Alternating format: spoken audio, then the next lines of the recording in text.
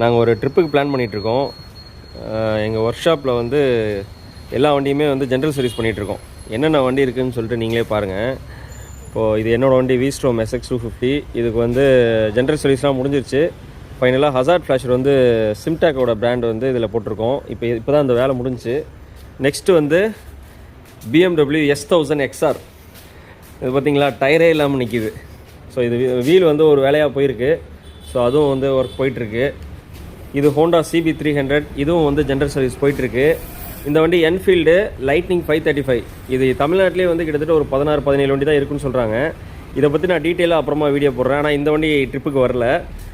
இது வந்து Royal Enfield classic 350. இந்த வண்டியும் ட்ரிப்புக்கு வரல. இதுவும் வந்து ஜென்ரல் சர்வீஸ் பண்ணிகிட்ருக்காங்க. நெக்ஸ்ட்டு வந்து CBR 250R. இது 2016 மாடலு. இது நம்ம ட்ரிப்புக்கு வருது.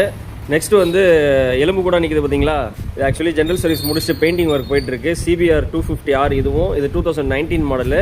ஸோ ட்ரிப்புக்கு வந்து பார்த்திங்கன்னா 2 CBR வருது, இந்த 2 CBRம் வருது. நெக்ஸ்ட்டு வந்து CB300 வருது, அப்புறம் BMW S1000 XR வருது. ஸோ நெக்ஸ்ட்டு நம்ம V-Strom வருது. ஸோ மொத்தம் வந்து 5 வண்டி வந்து ட்ரிப்புக்கு கிளம்புறோம். நாங்கள் எப்போ ட்ரிப்பு போனாலும் இந்த ஒர்க் ஷாப்பில் தான் வந்து ஜென்ரல் சர்வீஸ் பண்ணுவோம். ஸோ இந்த ஒர்க் ஷாப் எங்கே இருக்குன்னு பார்த்தீங்கன்னா பெரம்பலூர் டிஸ்ட்ரிக்ட் லப்பைக்குடிக்காரன்ற ஊரில் தான் இருக்குது.